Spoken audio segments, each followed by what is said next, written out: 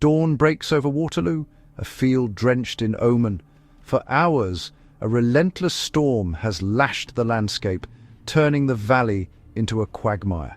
Now, as the sky lightens, two vast armies can only wait, measuring the coming hour not by the sun, but by the slowly receding water.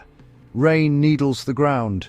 Every drop darkens the soil, creating a thick, clinging mud that will swallow cannonballs, exhaust marching legs, and dictate the very flow of battle. This ground will not give up its dead easily. June 18th, 1815. A date etched into history. On this sodden Belgian field, the ambitions of an emperor and the future of a continent will be decided by a single day of savage combat. The great guns wait in silence. Their wooden carriages are swollen with damp, the iron barrels sweat with condensation. Crews move with a quiet purpose, knowing the mud will stifle the deadly bounce of their cannonballs. They steady their hands for the first thunder. Rain washes the sodden field, gulls circle, thunder swells as armies poise to clash, and Europe holds its breath. Men tighten greatcoats, a futile barrier against the bone-deep chill. They check their muskets, ensuring the precious powder in their cartridges stays dry. Breath fogs in the cold air as quiet orders ride the wind, visors bead with rain.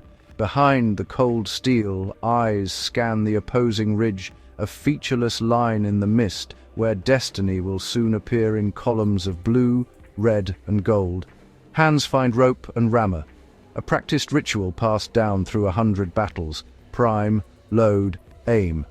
It is muscle memory taking over, a bulwark against the coming chaos.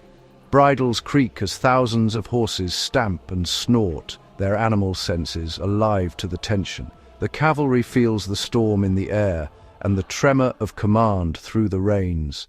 Standards hang heavy with water, their proud eagles and lions temporarily humbled.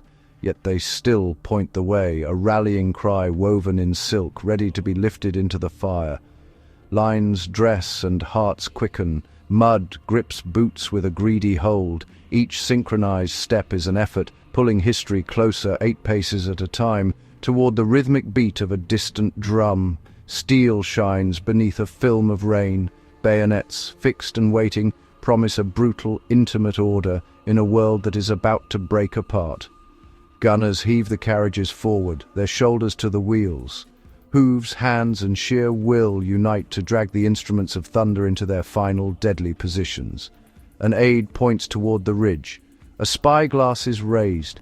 Messages pass like sparks, seeking powder, carried by riders who gallop through the mire, linking the mind of the general to the arm of the soldier. Across the sodden vista, formations settle into a dreadful stillness. For a few final moments, there is only the rain, the mist, and the waiting. Breath holds. The storm outside meets the storm within. Crew to posts. The order cuts through the storm's drone. Every movement is a battle against the elements, a frantic, disciplined ballet in the mud. Sponge, load, and run out. In the pouring rain, keeping the powder dry is a desperate prayer answered only by speed and precision. The barrel becomes the voice of the army, ready to speak in thunder. Fire, a single word that unleashes hell. Smoke blooms white, a phantom in the deluge, and rain shivers with the shock. The line awakens. Through the drifting veil of powder, smoke, and mist, infantry blink and fire by volley. They aim at ghosts, at flashes of color in the grey expanse.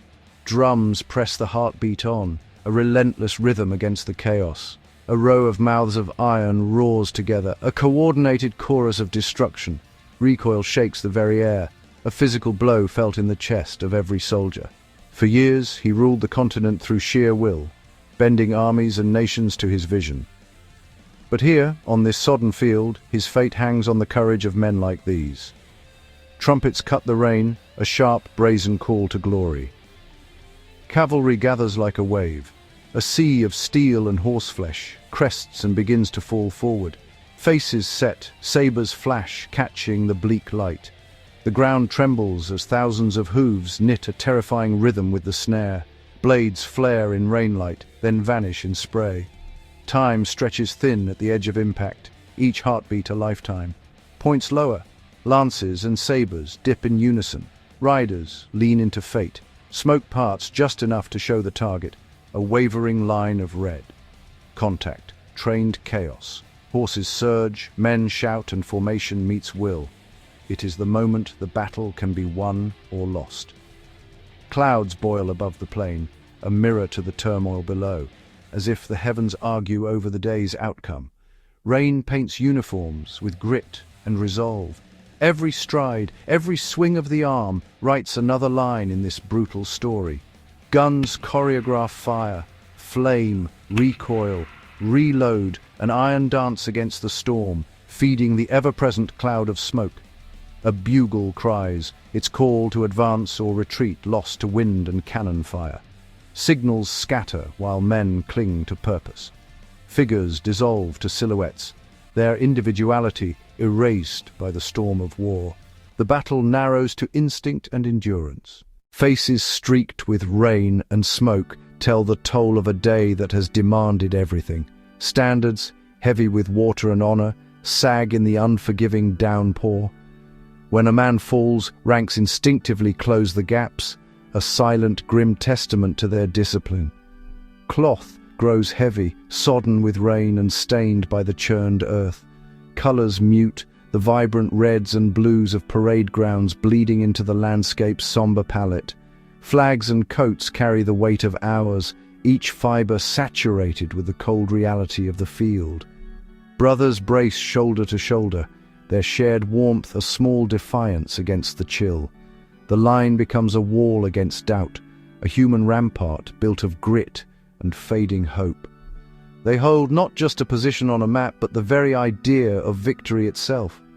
A soaked standard trembles, its eagle emblem staring into the grey expanse. Each droplet that slides from its fringe marks a name no ledger will capture, a story lost to the mud and the rain.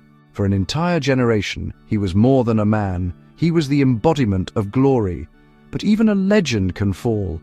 Embers hiss in puddled earth, the last fires of battle extinguished by the weeping sky. Smoke threads rise like memories that refuse to clear, ghosts of cannon fire and burning caissons. The aftershock lingers in the air, a palpable silence where fury once reigned. Abandoned gear and rippling pools hold the last vibrations of thunder. The great machine of war has ground to a halt. Horses steam in the rain, their powerful bodies trembling with exhaustion. Hoofprints, moments ago carved in violence, now fill with water as paths close behind them, erasing the charge from the land. A standard bearer clutches scorched cloth, his knuckles white. He holds more than fabric, he holds the story, the pride, and the terrible cost of this day. The field exhales, wind bends the tall grass, and the ridge keeps its counsel. For the commanders, the battle is over, but the reckoning has just begun. A leader's back to the storm, choices weigh heavier than mail and cloak. Napoleon meets the rain without blinking, his expression a mask of stone. History gathers in the lines of his face, the architect of an era now surveying its ruins. Mount up.